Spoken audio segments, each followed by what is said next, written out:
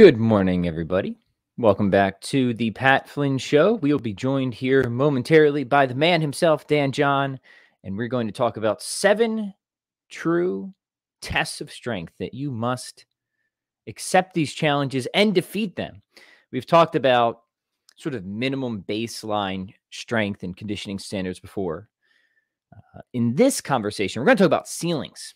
You know, what do you want to reach for? What do you want to strive for? We're going to talk about 7 actually functionally useful feats of strength that are worth striving for and worth defeating. Before we get to that, just a few announcements. First off, cheers and good morning to everybody, especially those of you who are on the live stream. I've got coffee in my cup. Let me know what you were drinking in the comments. We will be doing Q&A, as always, with Dan a little bit later, so please chime in. Please let me know what you're drinking. Let me know what questions you have for Dan. Anything related to fitness, kettlebells, lifting, life, you name it. We are here to serve you. Please like, please comment, please subscribe. All that stuff really helps. I'm excited for this episode. This is going to be fun. I love talking about strength challenges, feats of strength. I think this is going to be really cool. And let me just make a few announcements quickly. A lot of cool stuff going on. First off, let's give a shout out to our sponsor, Inverted Gear. Please grab your kettlebells from Inverted Gear, 15% off. If you go to invertedgear.com/discount/PatFlynn15, great family-owned company, supports them. They have awesome gear, kettlebells, clubs, maces, jiu-jitsu wear, you name it, 15% off the entire inventory, invertedgear.com/discount/PatFlynn15.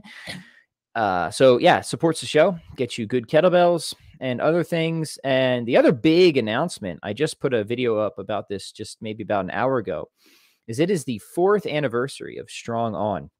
I can hardly believe it. So Strong On is our premier minimalist kettlebell programming membership site where you log in, you get a daily workout designed by yours truly, the fitness mad scientist, Pat Flynn. You do the workout, you get awesome results. We have a new workout every single day for members of Strong On, kettlebell-based, generalist strength workouts, conditioning, mobility, recovery, flexibility, power, hypertrophy. We cover all the bases. Very minimalist, just kettlebells and body weight. We do quarterly challenges. We've got nutrition plans, you name it. This is the one-stop shop done for you programming. And we're having a big 4th anniversary sale right now at this link, chroniclesofstrength.com/strongon mega sale.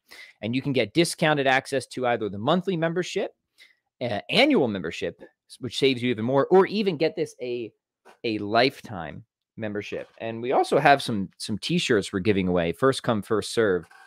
I showed them off on the previous episode. I don't think I have it around with me anymore, but they're awesome t-shirts, limited supply. So if you want one of the t-shirts, you got to pick the appropriate package and take advantage. So please, if you're not already a member of Strong On, this is the best time to do it.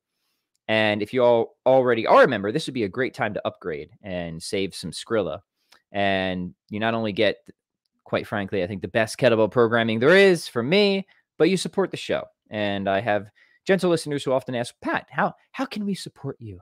You serve us so much. How can we serve you back? And I say, that's very kind. I don't have a Patreon, but if you want to become a member of Strong On, that's what keeps the light on, the single light on here at the Pat Flynn Show. So we really appreciate that.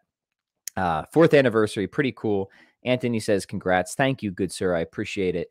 So Dan will be here in a few minutes, and we're going to be talking about, again, strength challenges you must accept and defeat. So check this out. Dan has an article on T Nation, which is going to kind of be the launch pad for this conversation. We're not going to follow this exactly, but he's got 6 challenges you must accept and beat in this article that went up way back in 2014.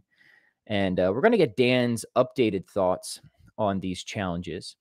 And the idea here, real quick, is, as Dan would say, it's these challenges are to find out what you're made of. And he wants you to be as strong as a high school football player and be able to lift and bench and squat a certain amount of weight. We're probably going to modify these to kettlebell lifts. And just to give you an idea of some of the challenges he has on here, he's got a body weight squat challenge. These are just some of the previous highlights. Again, we probably have some different ones as we have our conversation today. So he wants you to be able to squat your body weight.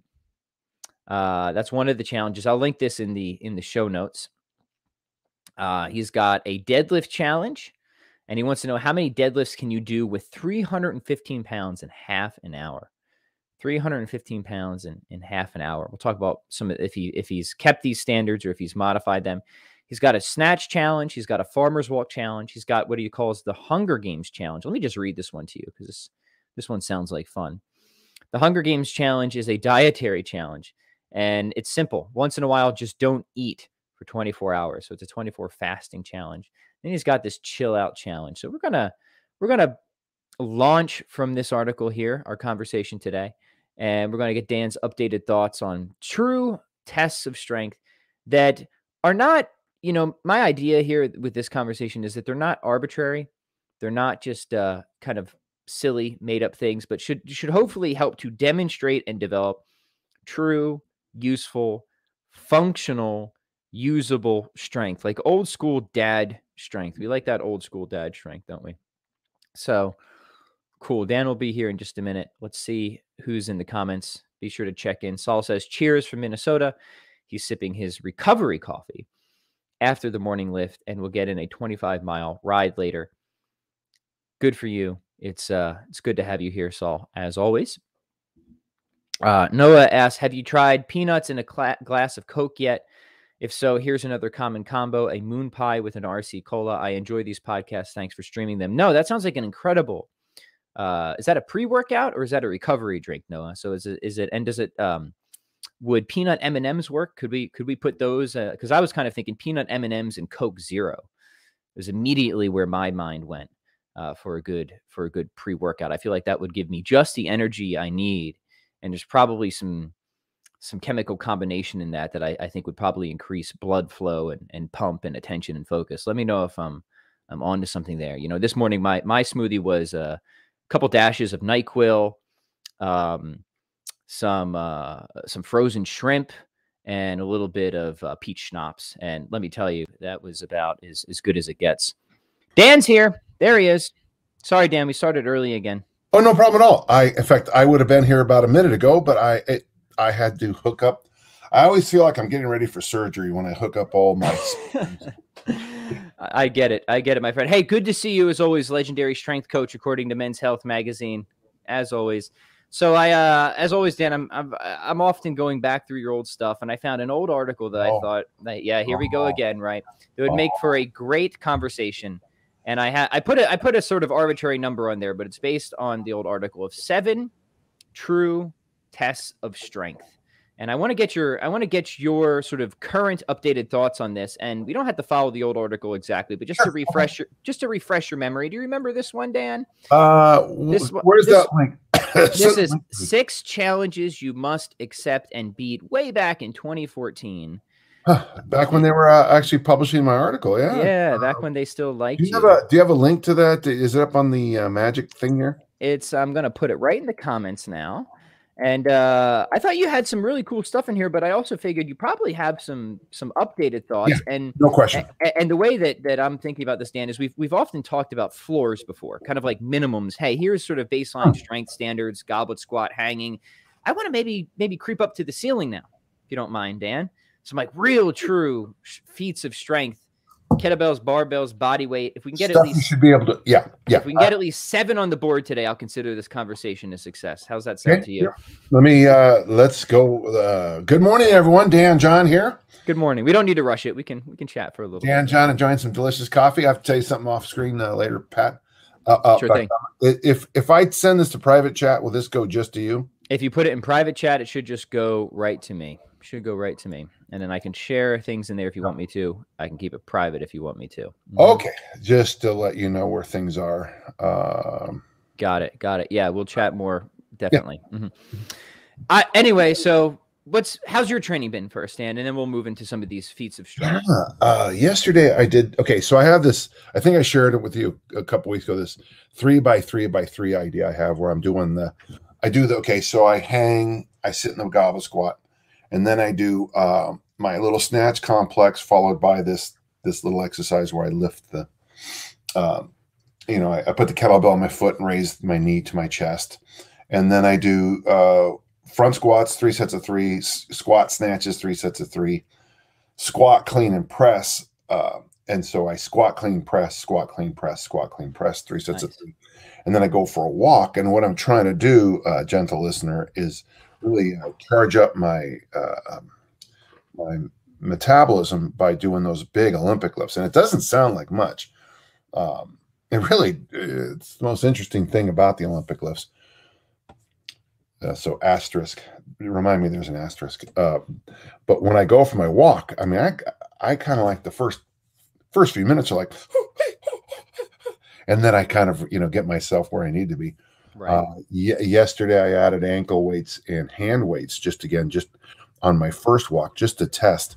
And again, I found if I'm doing the Olympic lifts, having too much load after makes for, I don't think I'm getting what I want from my walk. And so later in the day, I went for a fairly nice walk. We had a guy here about a week ago. I can't remember if it was before or after. It might have been right after I talked. And he convinced me that we were talking about, so I took Maffetone's advice and I buy these wider toed shoes now. So I got more space. I had those too. Mm-hmm. And then he convinced me to get these little foot spacers. They're not, we're going to get a little show and tell, gentle listeners. Yeah. It's a company called they're called Relax Tony. And, it's a cute name. Hey, and then they look like something you'd put in your teeth, but you put them in your.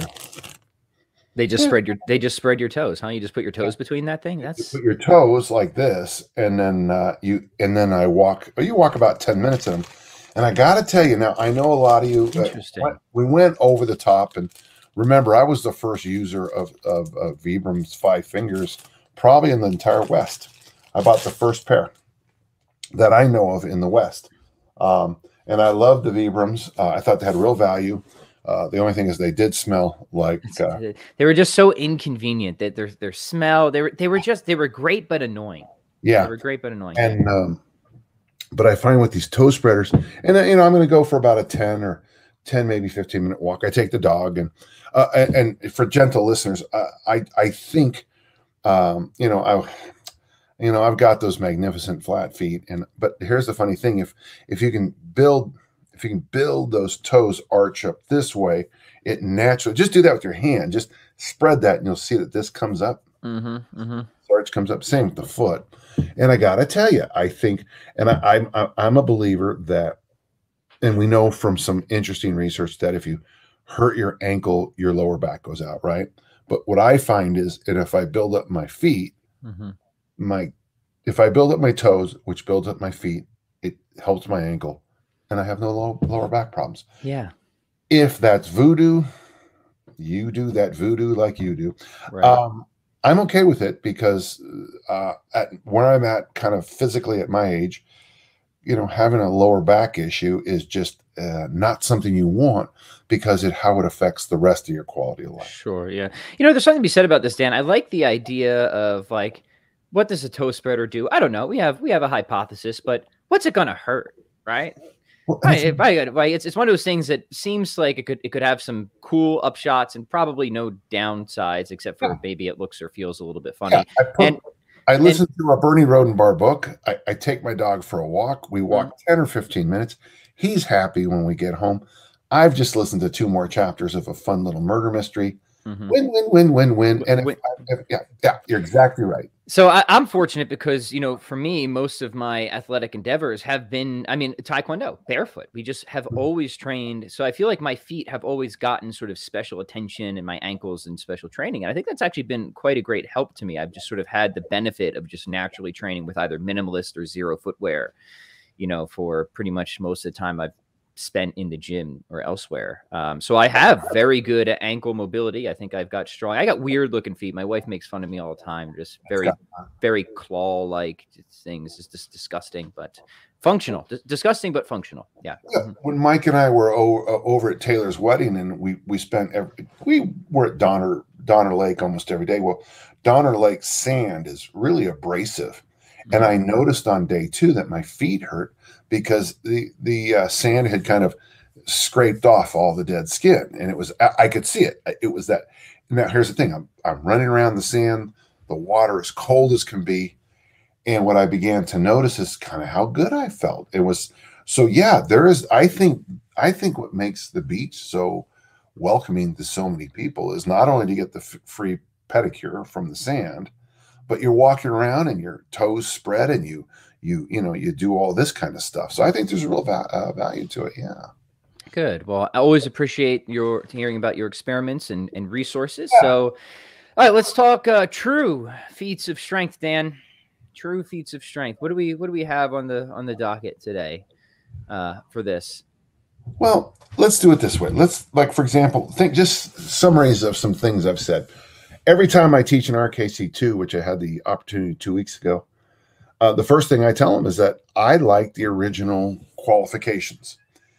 RKC2 meant that you could snatch the 24, as a male, the 24 kilo bell 200 times in 10 minutes and press the beast.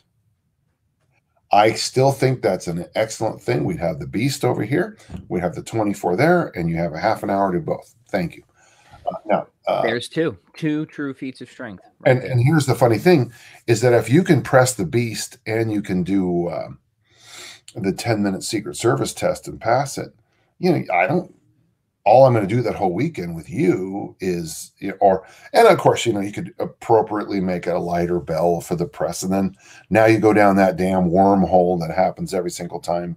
What about, I'm 64, but you're 65. So we have to have different, Yeah. Let's talk about that for a minute, right? It's like any standards we set, any tests we set are going to some extent be arbitrary. That's just the nature of these things. They're always going to be some extent arbitrary, but that doesn't, just because something is to some extent arbitrary doesn't mean that it's worth having. I mean, speed limits are to some extent arbitrary, right? But that we'd still rather have speed limits, I think most of us, right, than not, right? So, arbitrariness isn't necessarily a bad thing. We just try to make it as reasonable as we can. But then what I've said, and I've been a defender of some of these standards, is like the snatches at the end of the day. Could we tweak and make a million different exceptions and go down these rabbit holes? Sure. But at the end of the day, it tells me something.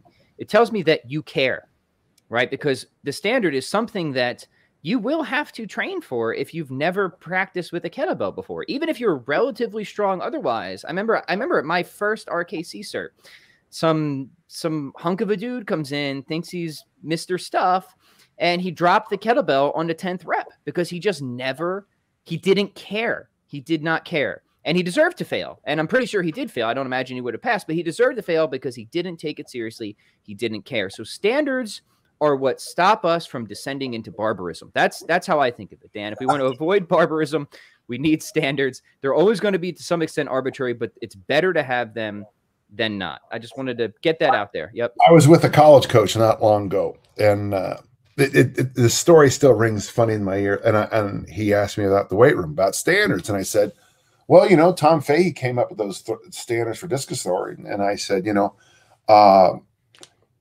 should be able to snatch 250, clean 300, bench 4, and back squat 450.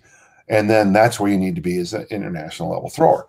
Okay, so for international listeners, 115 snatch, 140 clean, 180 bench, 210, 220 squat. It doesn't really matter. Mm-hmm. And he says, I've never had an athlete snatch over 200. And we both kind of looked at each other like, yeah, no, your program sucks.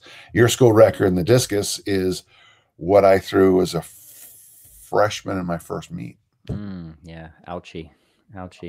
I mean, I was a freshman in my first meet, and that's your school record. And I didn't want to be a douche about it, but I'm sure there's listeners out there right now going, God, he's so full of himself. Yeah, a little bit when it comes to this kind of thing, because it's like this. It's like passing the snatch test. I'm not being a jerk. I'm just saying that's the standard. Mm-hmm. Mm-hmm. That's the place I need you to be. And if we're doing the RKC2 with the 10-minute Secret Service test, and you got to do 200 reps, I think I can show up unprepared and pass the snatch test. I think I can do that. And I'm not bragging. I just, I know what to expect. Yeah. B, I think I've got enough But you're not totally unprepared because you have the years and the Yeah. years of doing it and practicing and so on and so There's forth. that Yeah. mass of, of stuff coming this way. Right. But I don't think I could just show up, put my cigarette out, and do the 200 snatches in 10 minutes. I don't. Right. I'd like to think I could emotionally, but that would be, and then the other side of my brain goes. No, I like these two. And, for example, I don't know what other ones you have, and I don't know how many I will have done. So I'm 50% right now. I've done the 200 snatches, but I have not pressed the beast. So I'm 50% for Dan's standards right now. Have you snatched the 250? You clean the 300? Okay, here's another one. This is a very common one from about a decade ago from Division I American football. It's called 3-4-5. 300 clean, 400 bench, 500 squat. And the idea was, if you can't do that, you're just you. Ethan, when he was coaching at Wake Forest, his punters could clean 308. The punters are not for those of you who don't know American football, these are specialists that probably have 4 to 6 to 8 plays a game, and their job is to catch the ball and kick the ball one time. But they could clean 140 kilos at 308 pounds. So one of the things I'm trying to get across is that when you think you want to play American football, if you're a high school boy and you clean 100 kilos, 220, and you think you're a Division I athlete, you are, you're 88 pounds, 40 kilos from being the weakest guy on a Division I football team. To be 40 kilos to become the weakest guy on a Division I team is illuminating. Now, obviously, if I have a stellar superstar athlete who can only, he's the greatest athlete in the history of the school, only clean 90 kilos, 198. We're not going to send him off to the ranch, but you just have to understand that when you move up levels, just the norms at the next level are higher than most. When I talk to audiences about what it is to be a typical American high school football player, most people go, "Whoa!" So well, that was the point you made in your T Nation article. You said, I want you to be at least as strong as an American high school football player. Yeah. It's kind of like a cool. One time I was on a forum that's no longer there, and it was really populated by a bunch of jerks. Honestly, it really was. And jerks on forums? Yeah. The only people who stayed were the total asses. But and this one guy was bragging, I know it came off douchey, but he was so full of himself. But I basically said to him, "You are not as strong as one of my 62 high school football players." And he was like talking about how, this and this, he was doing all these high-end things, but he couldn't, it was like, he couldn't clean 200 pounds. I expect a high school football player to clean 205, which is 95 kilos. I expect it. It's not like, oh, you're some superstar. I expect a 14-year-old boy to be able to clean that. Yeah. That's the floor, not the ceiling for Dan. Yeah. And, I had a boy clean, a high school boy clean 315 for a double, 145 kilos for a double. And,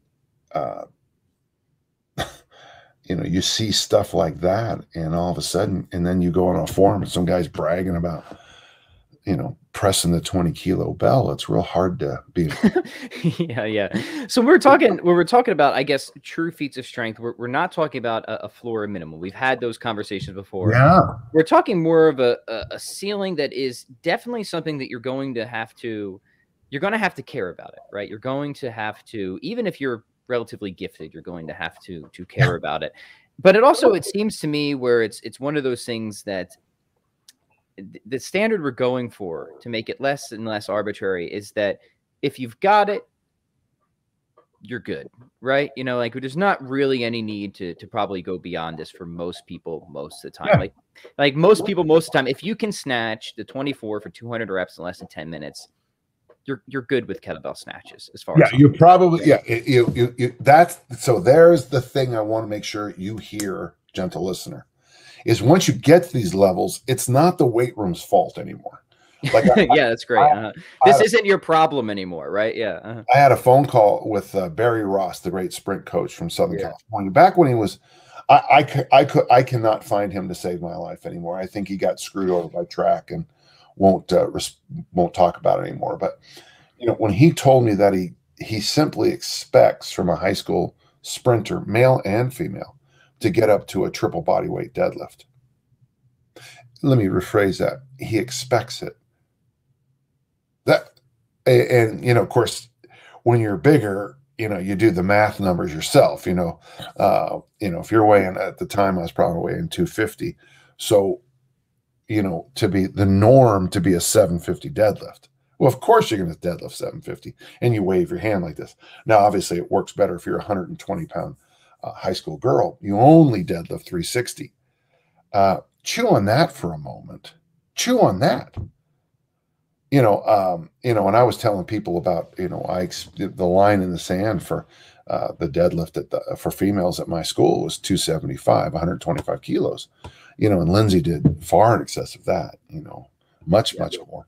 And I'd be at workshops and people would think I didn't understand, and I misspoke, and I go, no, that's what it takes to throw the shot that far. That's what it takes to run this fast. And there'd be this moment like, but I've been lifting weights for 6 months and I can't do that. Right. Mm-hmm. And it sounds horrid to come out with this. This sounds very Greg Glassman-esque when I say that, but I'm not trying to be that guy, my girls are stronger than your men. I'm just saying that there's not a strength coach in the world who doesn't realize that what we consider normal in a typical strength coaching situation is abnormal everywhere else. But if you're at Juilliard and you're studying, I don't know, the violin, right? You probably also know how to play the piano and the bass and the ukulele. You probably had a piano test coming in, like it was a minimum that you had to be able to sight read on the piano if that wasn't your primary instrument, I would imagine, for Juilliard. Yeah. And Juilliard. I could be wrong. I'm just guessing, but I would expect something like that. Yeah. Mm-hmm. So for, here you are, you want to go to Juilliard and play the guitar, and yet the first thing they ask you is how well do you play the, X, Y, and Z, or really they give you, never seen before piece and you're expected to play it. Yeah. I mean, I went to Westchester originally for guitar, and I had a sight reading test on the piano going in. So Juilliard's quite a bit above that. As far And so what happens is, and in every field, I mean, I'm sure if you're an engineer and you're expected to understand these things. Mm-hmm. It's just expected. When you're hiring a third grade teacher, you figure they know, subtraction, you figure, but you might be wrong. Yeah. And now my daughter Kelly's a third grade teacher, and she's very good at subtraction. Well, she seems to be the exception rather than the rule these days, Dan. But I just, when you're sitting down and you're talking to someone in any field, there's these things that the rest of us might think. I've played basketball with the 12th man on an NBA team, not a very good NBA team, and he was the best basketball player I'd ever seen in my life. Oh yeah, undoubtedly, right? Like the bottom of that pool is going to be so far above the top of pretty much any other pool, just by default. Yeah, yeah. And this brings us back to Dave Tate's shitty, sucks, good, great application of weightlifting. When he told everybody that he works with 13 people who all bench 800 pounds. Yeah. Yeah. Let's talk about real quick, Dan. You had one challenge in here. I'd be curious if this is something you still recommend. Did you post up the site so I can look at it too? Did you? Oh, I'm sorry. Let me make sure it's in there. I'm going to post it in both the public and the private chat right now. And there we go, gentle listeners. You have the link, and Dan should have the link. Yeah, I'll read it real quick. This one's just about a paragraph, and it's the deadlift challenge. You say it's very simple. How many deadlifts can you do with 315 pounds in half an hour? That's my brother Gary's, yeah. So talk to us about this. Do you still like this one? Do you think No. this is still a good? Well, I mean, if you're going to do it, I think there's value to it. Sure. And what would you shoot for there? I don't know if you gave an actual prescription. Well, Gary believed that you should be able to. Gary did for years. He did his age 61 reps, and yeah. Now that's funny. Yeah. Yeah. So that's yeah. Next time you think you're So he so Gary squatted. Probably deadlifted his body 361 times when he was 61. Boy, that's a while ago, huh? Because that's got to be that's 10 years ago. Yeah, 10 plus years ago now. And that was a challenge. He actually did that for a number of years in a row. On his birthday, his body weight deadlift. And it was interesting because a lot of people tried to match his workout and they couldn't do it. And again, it's an interesting. These are just challenges. Yeah, this one's cool because it's a fair amount. It's not, just 2 wheels, right? So it's a decent amount of intensity. But now we're really focusing on volume there, and you'll get a significant amount of density in that as well. So it's kind of a cool mix of different things. Yeah, it's like squatting your body weight for 50 reps. You put your body weight on the barbell and you squat it up and down for 50. There's no real value in it. I mean, there is an adaptation that comes, but it's well, let's real quick, because there's a difference between like a display of strength and the development of strength. And I think what we're talking about here is like, these are great displays, even if this isn't how you would train to develop it, right? Yeah, but to do it, so when you walk up to me or show me a video of you going ass to the grass 50 reps with your body weight, and I don't care what your body weight is, when you get done with it, when we're having coffee after, I'm like, pretty cool. So we've talked about the snatches, the beast, we got the body weight, we got the deadlift, we got the 3, 4, 5. What else? What other fun stuff do you have for the gentle listeners to go out and play around with in the gym today? Let's just kind of ping through that little article. Body weight squat challenge. You've got the snatch one in there. We've already covered that. You have the farmer's walk challenge. Oh no, the snatch on this one is is it different? Snatch your body weight. Oh, it is different. All right, so there we go. We have a new one in there, just to be able to barbell snatch your body weight. That's what I get. That's what I get for skimming. Good. The Hunger Games challenge. They just don't eat for 24 hours. That is a test of strength, fortitude. I like that. Yeah, that's pretty simple. What's it? The chill out. You have the chill out challenge. Yeah. An occasional 1 hour time out from everything. So explain to us the what is this? What is this one all about here? It's okay. So after you take double body weight on the farmer walk and go and turn around and come back, the chill out challenge is to not be present for 1 hour. And to not be scrolling through Facebook. I mean, you wrote this in 2014. How much more relevant is today with the just absolute addiction to apps and social media? So for 1 hour, no devices, no texting, no email. Speaking of devices and divisive, I don't know if you've been following that series about Facebook and how Zuckerberg and those guys tune the algorithms to make you. They discovered that your anger and pissed offness keep people on Facebook long. It's really sick. So I didn't read the articles. My understanding is like they know that this stuff is psychologically harmful and they're still promoting it. Is that right? Right. And so, yeah, Instagram destroys some young girl's body image. They know that it won't change. And it's in the algorithms, I guess. I like jail. Jail's a good option, I think. Yeah. Honestly, like you start messing with, like, few things piss me off as much as people who know they're messing with kids. Few things make me as angry as that, honestly. And so the hate speech stuff that really foments in about 215, you saw it early, I know that I was talking to somebody who worked at CrossFit for a while, and I can't remember the phrase they used, but if it's boobs, it goes on the front page. They had a phrase at CrossFit, like, if they were showing like a girl with their top off clearly and doing pull-ups, that instantly went up. And then he also told me that the reason they were putting in these far right articles is CrossFit anti-vax. Do you know? I don't. I've never followed CrossFit very long, and the only time I ever hear about CrossFit is when there's some like the last time I've really heard anything about CrossFit was when I guess Glassman. Honestly, Dan, most I know about CrossFit is from you.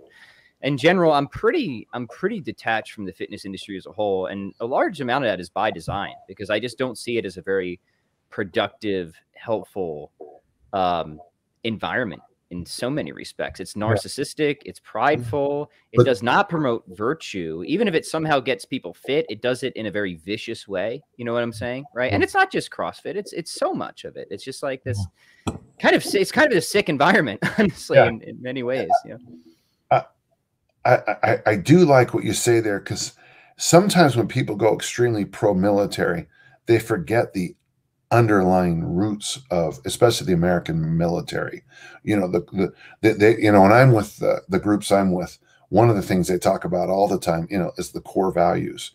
And you can call them, you know, you can call them temperance. You know, you can certainly prudence. You know what I'm talking about. Yeah, but they're the same. They're the same concepts. You know. And but what happens sometimes is the gun culture takes over, and the tactical, I got to tell you, throwing the word tactical into things, when I first started to see it, it bothered me then. It kind of really, you get like tactical sitting at some point. It's like, come on, this is such an overworn cliche. Yeah. And gentle listener, just remember, I feel like I have a right to say this. My family paid a high price. We continue to, I have a brother who's reeling from the effects of something that happened in Vietnam. My brothers don't get better from their experiences in war. I have family members who had experiences in World War II. I knew there was issues when I was young. Of course, we didn't talk about it back then. But I've watched this stuff, and I have a nephew who's a JAG. I have a niece who's a Army nurse, a lieutenant colonel, and I'm very proud of all of them. And I just feel like, when I read this stuff, sometimes it's like, darn it, you're cherry. It's like cherry picking the best part of playing American football. Right. I used to do that with my athletes. You guys all want to do Friday Night Lights, and you want to be that movie you saw, but really, what happens is when you're doing, it's hot, it's summer, there's mosquitoes, there's gnats. That's where no one's wearing helmets. And that's where the hard stuff is. Right. But it ties us right back into what we're talking about here. To get to 200 snatches in 10 minutes. By the way, I saw there somewhere, Pat, I think you wrote 5 minutes. I'm sorry. It should be 10 minutes. 210 minutes. Yep. Just gentle listener. If you can do, if you can do, in fact, Krill says, can you please give ideas for snatch test? 105. Maybe I just misread it, but it's 210. It's not the 199th to 200th rep in that challenge that, edges you to a more positive outcome. It's deciding 16 weeks ahead of time, right, to do it and put it in the 4 months of it's deciding that you're going to care. That's what we come back to, right? And you're going to have to be deliberate. You're going to have to be intentional. You're going to have to be probably intelligent if you want any longevity out of this, because it's going to take time to achieve it. So that's what's good about these pursuits and these standards, is they will force you to care. They'll force you to pay attention, right? Yeah. And that's what I see the value in this. It's not just being able to go in the gym and showboat. Hopefully that isn't your ultimate goal. It's to commit to a process, to learn something along the way, and to really get to something that is a pretty cool achievement, right? During that 4 months prep, maybe you do, after dinner on a Tuesday night, not eat until Wednesday night, and consciously say, I'm not eating breakfast, lunch, or dinner today because I want to snatch the bell 200 times. And people say, well, what does that 24-hour fast got to do with the 200 snatches? And I always look at them and go, I have no idea. But it seems like when you take care of business in this part of your life, you seem to take care of business in that part of your life. And I've noticed that over and over. That's a good theme. Let's talk about this one more, and then we'll take some questions here. That's the Farmer's Walk Challenge, Dan. Well, so yeah, tell us about that now. The adjustment I make now is I tell people use a trap bar. Okay. And I also stay with much more global numbers. Like if you weigh under 135, 60 kilos, put 60 kilos on there. And what are we doing this for? Time, distance, what? Oh, actually, I'm sorry. I screwed up the math. Well, can you do it? You say carry for maybe 20 steps or so. Yeah, I just can you do it? So I screwed that up, gentle listener. I'm sorry. So if you weigh 135, you'd load like 275 up. If you weigh 60 kilos, you load up 120, whatever it is. And then you double it up. So if you weigh 220, if you're like 220, 225, you would load up, it would be big. I mean, you would load up 4 big plates. Is that right? Did I screw that up?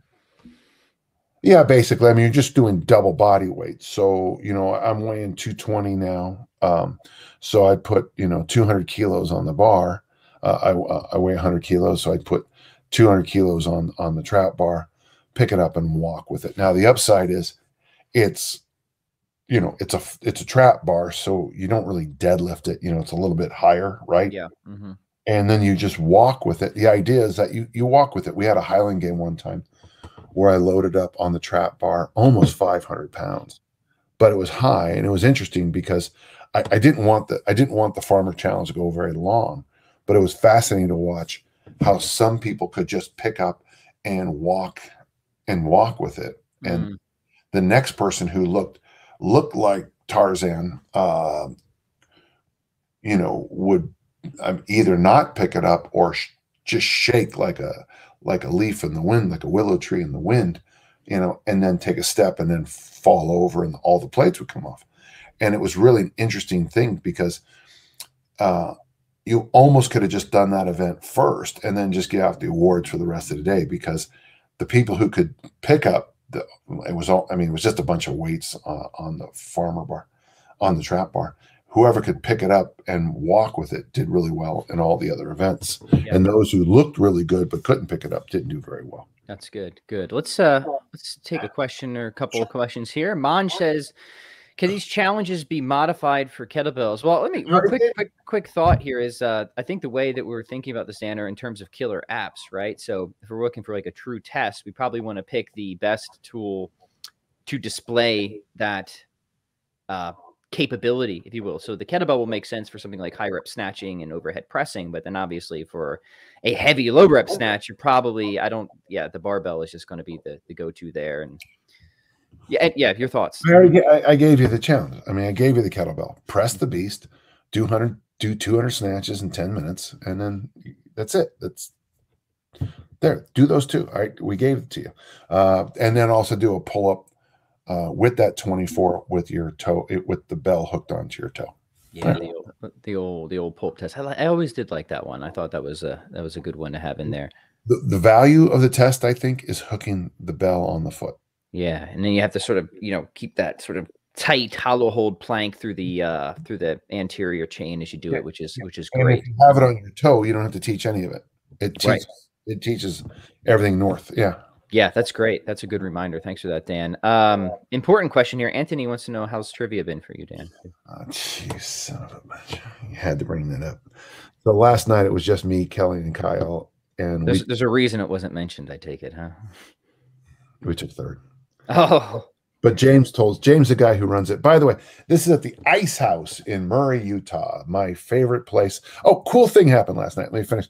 Just a reminder. I saw asterisk. We just got. So one of the guys on the team that won, he is a sound engineer. He works. So the second round is music, and it's always name the song, name the artist.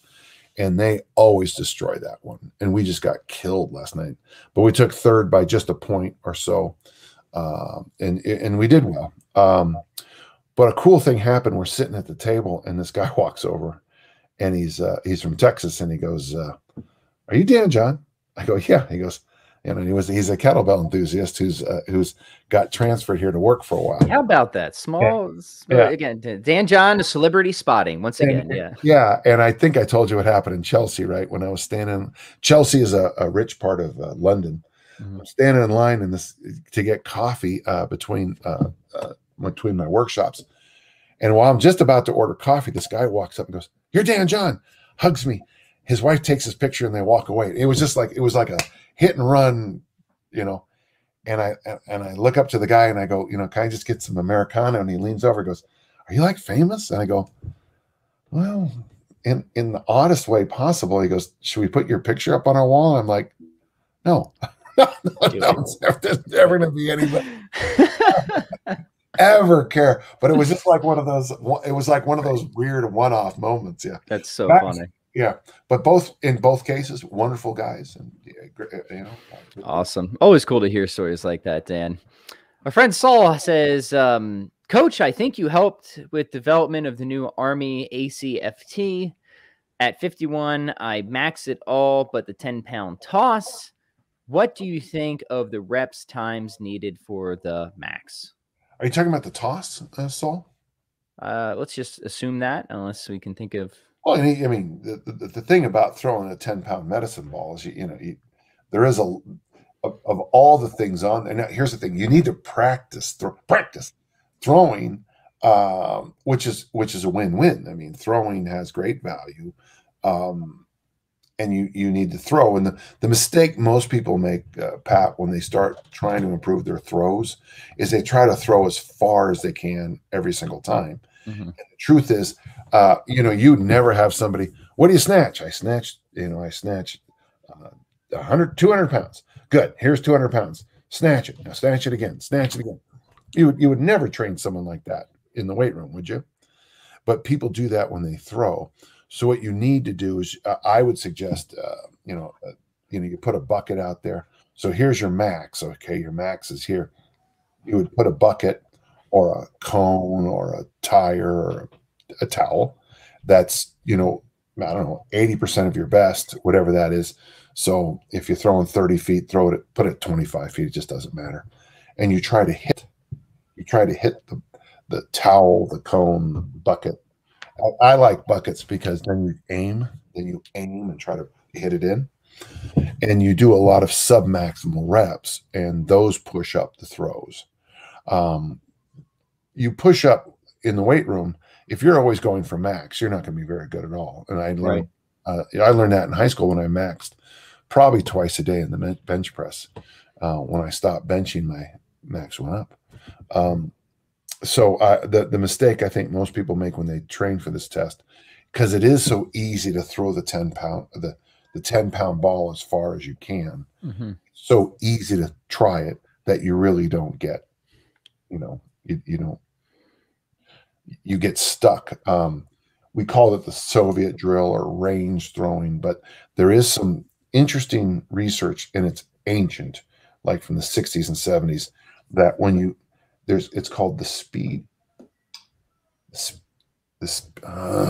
speed gap, the speed wall, is that if you always throw at the same intensity, you get a speed, like you get a built-in, that thing you have in a golf cart, that little limiter that a golf cart can only go so fast. Sure. Like a governor, you get a speed barrier. You get stuck at a certain speed and you don't improve. And that's why sometimes retiring is the best thing you can do as a thrower. Yeah, how about that? Good. The speed barrier. Our friend Yeti Eddie says, "What's the best way to build athleticism in a sport like judo?" I don't know. Pat, why don't you take that?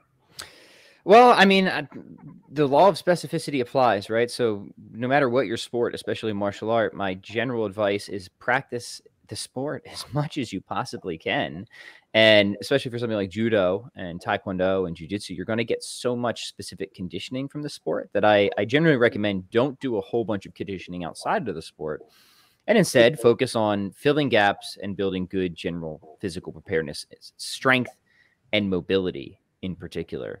And then depending on the sport, whether you want to be lighter or heavier, that will kind of influence the type of lifting you do. But for judo, which I'm not hugely familiar with, but I imagine that size and weight classes probably play some sort of a role there. So I think that general advice would just apply, right? Outside of the sport, know what your gaps and weaknesses are, make those the primary focus of what you're doing in the gym, and general physical preparedness in terms of strength and power, because obviously judo is a lot of power involved in that, and then mobility and resiliency and stuff like that. Yeah.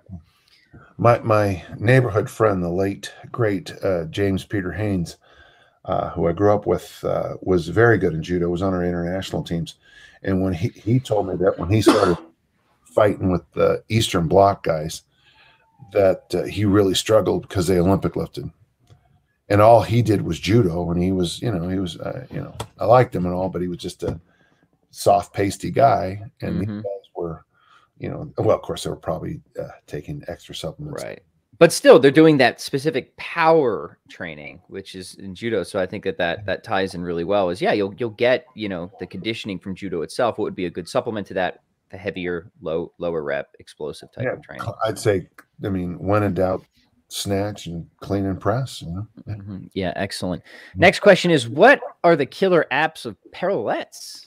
There's one exercise. For me, and that's the full extended handstand push-up if you're into that sort of thing, right? I do Max's L sit into the handstand push-up.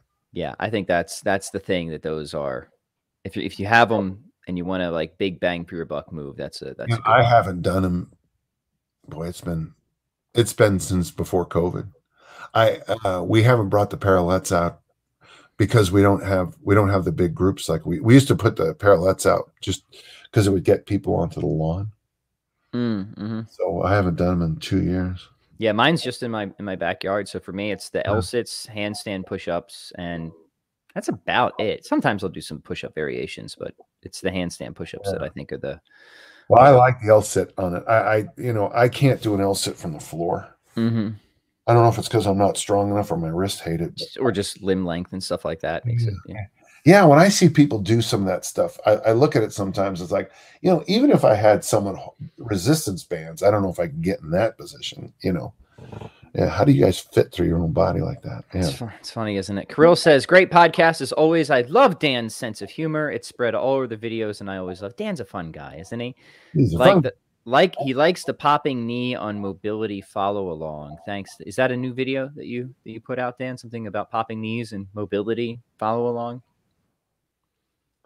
Do we understand what the reference is there?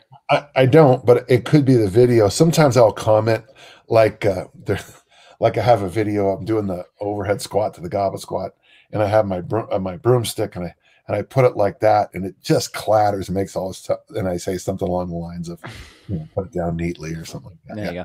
All right, now here's Kirill's question. It's a very common one, Dan. He wants to know, what advice do you have for preparing for the 100 rep 5-minute snatch test? We just did this, but okay. Yeah. He has 24, 16, 20, 26, 32. So he seems set on kettlebells. What's the prescription here, Doctor? Well, Dan? The thing is, what I saw,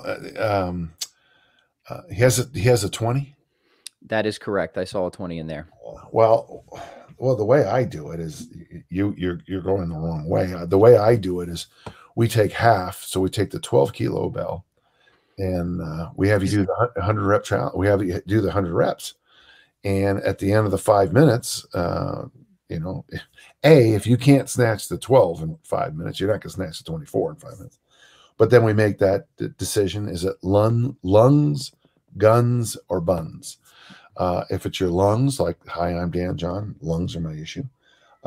Then we get you on a program where you do one day a week, multiple sets of lighter 100 rep 5-minute snatch challenges. Yeah, just get the wind up. The hardest day is when you do 3. So and it could be for a male, you'd use here's one way to do it.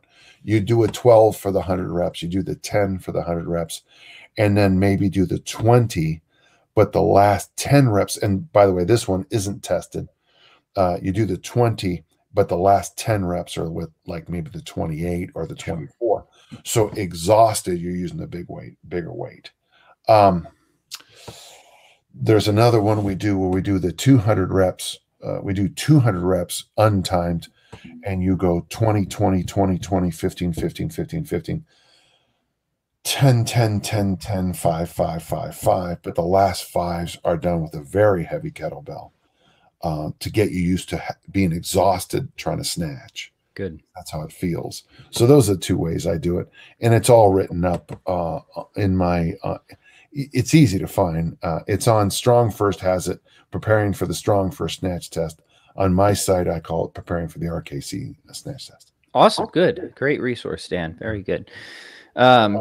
Joey says, Coach Pat and Dan, great seeing the two of you live. Because I have an early mission this morning, I'm calling it a day. Thank you for your great work, and I will finish listening tomorrow. Oh, hey, Joey. Yeah, Joey's a good dude. He was my translator over there in Korea. There's a lot of pictures of him in helicopters in Korea. So very cool. Very cool. Saul says, if needed for the Army ACFT max, 3 by 340 on the deadlift. Yeah. I don't know if there's a question in there or not. Yeah, that's just what the test is. Yeah. Okay, cool. Yeah. Well, thanks for sharing it. Yeah. God, I look rough this morning, man. Holy cow. John says, howdy from Southeast Wisconsin. He's drinking some delicious sumacha. Well, hey, I know all about Southeast Wisconsin. I'll tell you about it, friend. Wow. Nice day here. Wisconsin, isn't that where lovely Madison? No, yeah, Madison's in. Yeah, so I'm actually sort of like right between Milwaukee and Madison. I'm not giving my address because I don't want weird people coming to my house, but that's where I'm at. Here from Battle Axe, he wants to know if there's some sort of body weight equivalent for some of these 100 burpees in 2 minutes? Question mark.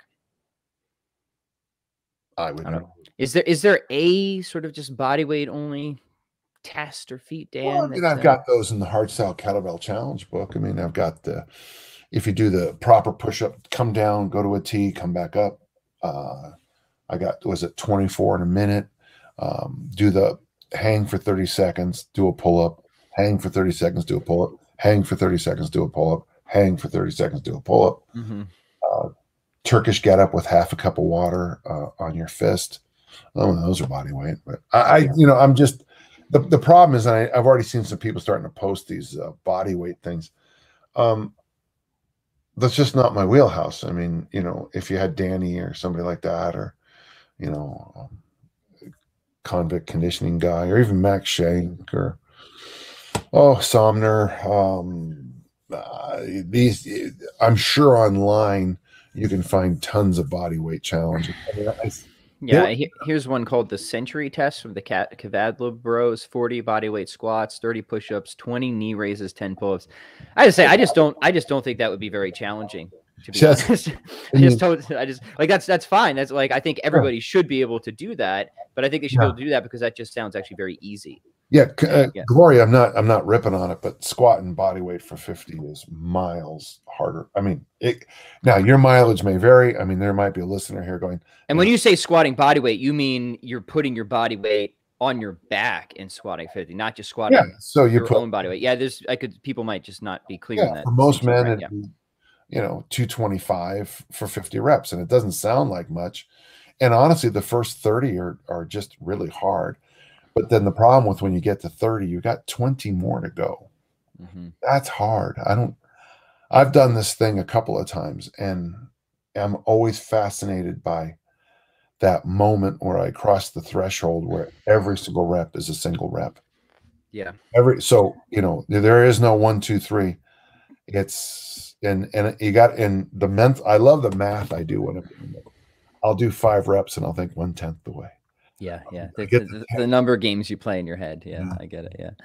All right, let's take one or two more here. Here's an interesting one. Pete says, what are your thoughts on, quote, micro workouts, exercising as a series of daily habits rather than just one designated big workout, trying to accumulate as much movement as possible throughout the day? And he says that different kinds of movement. So, yeah, what do we think about movement? I guess I've also heard this referred to as movement snacks. I don't. This is strange. I thought it was right here, but that's Matthew Tone's new book. It's weird. I thought it was right there. Oh, no, let's get serious, get strong. You know what? I must have read it and put it. So that's the problem with my library. maybe it's over there. But yeah, Matthew Tone's book on getting strong, get strong, be strong, something like that. One of the things I like a lot, and Pete? He has this idea of doing overhead squats, like every hour on the hour. You know, do a set of 8 overhead squats. And I looked at that and I thought to myself, I can't even imagine a better thing to do for your mobility. And you would get that weird pulse of growth hormone every hour on the hour. Yeah, I'm a big fan of that. The only problem is when people do it, they usually pick something like a push-up. That's why I like Matthew Tone. He has Romanian deadlifts and he has overhead squats. There's an idea for you. Starting at 7 a.m. every odd hour. So at 7, at 9, at 11, at 1, at 3, and at 5, you do a set of 8 Romanian deadlifts. Every even hour, 8, 10, 12, 2, you do overhead squats for a set of 8. And then I want you to do that for 7 years. I want you at the workplace. Yeah, I want you to eat 2 pounds of kimchi every day, eat 2 pounds of salmon every day, and drink 2 gallons of water on top of everything else, and then get back. Oh, and then you have to sleep 9 hours every night, and then get back to me. And and you'll live for 1,000 years, no doubt. Oh well, well, I would say 999. I think 1,000 is ridiculous. Yeah, don't want to exaggerate here. Oh, and then Pete responds. He has an additional. Tim Anderson and Max Shanks seem to be moving this way. Max and Tim move with that. That's. I'm not trying to one up you, Pat, but I think they were doing Pete. I think they were talking about that a while ago, especially with Tim. I don't know. Is Max still doing stuff? Is he okay? I don't know. Like I say, I'm pretty detached from the industry by design, not because I have anything against any of those people. In fact, I'm quite good friends with Tim. I haven't kept up. Max, I've just never just known him very well. Yeah. Okay. All right. One more quick one here, and then we're going to hear what Dan John's got cooking up. Colin wants to know, are Zercher squats valuable if you're already doing double kettlebell front squats? I'd say no. Yeah, it's interesting that the kettlebell front squat. It's sort of, in some ways, it's almost closer to a Zercher than it is a barbell front squat. I don't think I tell people this enough, but the double kettlebell front squat by itself might be it does amazing damn things for you. It's magic. Full body exercise. And if you don't believe me, do double 32s for 10. Just holding on to that darn load. And it just, as it's sliding down, it works it works the cobra muscles, it works the anaconda muscles. It is. It's my favorite squatting variation. It is. I got nothing against a Zercher squat, except you got to use a gun on people. Most people get them to do it. Yeah. Having said that, Mike Brown, I don't want to give you too many details, but he's working with a Paralympian, only because I don't have permission, who, because of a certain condition, can only do Zerchers, and it has been an absolute game changer. So first, hats off to Mike Warren Brown for solving a riddle. By the way, when you work with Paralympians, that's part of the job. The job is to you have to think. Okay, I can't just when you're working with discus throwers with bum shoulders, you have to rethink things, and that's what I love about what I do. I love the puzzle sometimes of answering the question. So he came up with Zerchers, and his client is doing 3 sets of 10 with 135 in the Zercher. And I got to tell you, that doesn't sound like much, but it's an effort to do it that hard. Right. Yeah. So, but Colin, that's a, I don't mean to dismiss the question, but I think you answered it. I think it's good. Yeah. Awesome.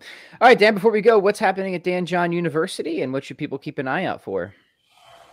Well, Pat, but I'm wondering if I'm going to be having a big announcement out here pretty soon. But but one thing, I'm almost finished. In fact, it's the videos are uploading as we speak with a free course on the site, Easy Strength for Fat Loss. Now I have about a 40-minute YouTube video on it, which is very popular. Yeah, that's awesome. To really expand it.